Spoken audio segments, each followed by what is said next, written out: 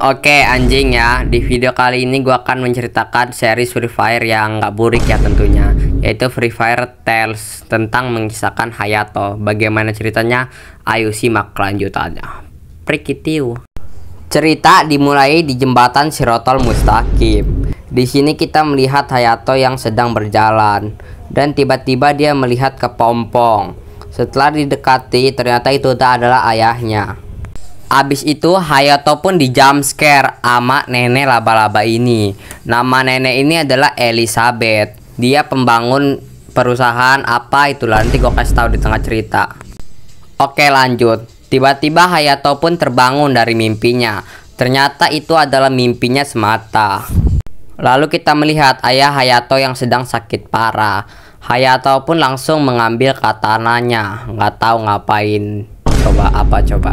Oke lanjut. Di sore harinya Hayato pun ingin mengantarkan nenek Elizabeth ke apanya ini apanya perusahaannya ya, namanya apa gua nggak tahu, sama antek-anteknya nih kurang ajar emang ya. Singkat cerita Hayato pun yapping tentang ayahnya yang tidak sembuh-sembuh, dan Hayato pun masuk ke perusahaan tersebut. Fun fact aja, perusahaan ini milik ayahnya Hayato dan nama perusahaannya adalah Horizon. Oke lanjut. Lalu kita dibawa ke labnya si Elizabeth. Susah amat cok manggilnya, jadi gue panggil nenek kebayan aja ya. Oke. Si nenek kebayan ini nih, dia memproduksi masal-masal gitulah. Apa sih itu, kayak eksperimen ilegal lah, kayak Orochimaru gitu. Dia bereksperimen kepada orang-orang yang telah diculik kayaknya. Kan teori gua aja nih mas, serah gua dong. Lalu dia pun memanggil eksperimennya, yaitu Stephen. Ini orangnya nih, kurus kering. Ternyata si nenek kebayan ini mengide, dia ingin membetulkan tulang sarafnya si Stephen yang sedang patah. Dia kayak jadiin apa itu ya, bahan percobaan lah, bahan percobaan.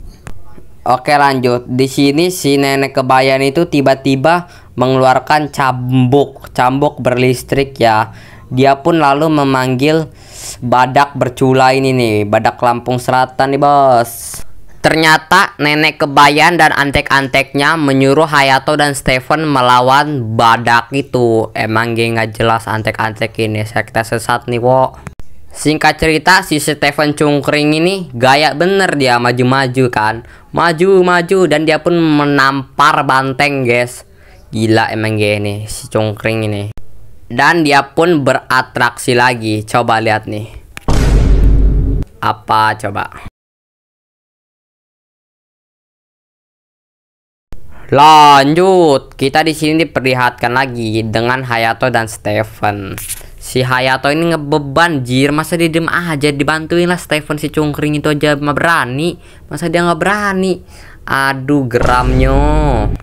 Lalu tiba-tiba nenek kebayan dan antek-anteknya pun menutup pintu masuk atau pintu keluar bagi diorang, dan diorang pun dipaksa untuk berantem bersama banteng ini. Singkat cerita Hayato pun flashback. Dia flashbacknya mengingat bahwa ayahnya mengasih pedang ke dia, pedang katana yang sangat spesial. Lalu Hayato pun lari, ya literally lari, dan dia pun bertemu Stephen, dan dia pun langsung mengajak bekerja sama untuk melawan si banteng itu ya guys ya. Hayato pun lari ke selandung, jatuh. Singkat cerita Hayato pun menjebaknya, dan tiba-tiba si cungkring ini menaboknya dan tidak tahu apa yang terjadi. Hihihi ya.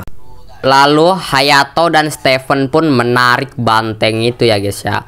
Dan Hayato pun menyambungkan pedangnya ke listrik, dan tiba-tiba dia pun menusuk apanya ini menusuk reaktornya kali ya. Singkat cerita badak itu pun tumbang dan hampir mengenai Stephen. Tapi Stephen tampan ini tidak kena lah. Kalau kena mah udah habis ceritanya ya, tolol. Lalu Stephen menarik banteng yang tadi dan mengasihkannya kepada nenek kebayan dan antek-anteknya. Nih buat lu anjing, nih palanya tuh. Langsung kaget dia orang. Kaget lu, kaget. Lanjut, di malam harinya pun Hayato seperti biasanya dia mengambil katananya. Suka banget sama katana nih, ngejomok sama katana, jangan-jangan nih. Ih takutnya. Lalu Hayato pun ke ruang bawah tanahnya, dan dia pun menghidupkan korek api gopean itu yang biasa digosek itu tuh. Nanti gua kasih gambarnya. Dan dia pun melempar korek gopeannya itu ke batu bara atau api lah, batu bara, oke, batu bara pokoknya. Dan dia pun melemparkan pedangnya ke lava. Setelah melemparkan pedangnya ke lava, dia pun menempanya pakai palu. Oke. Dan itulah cerita dari Free Fire Tales.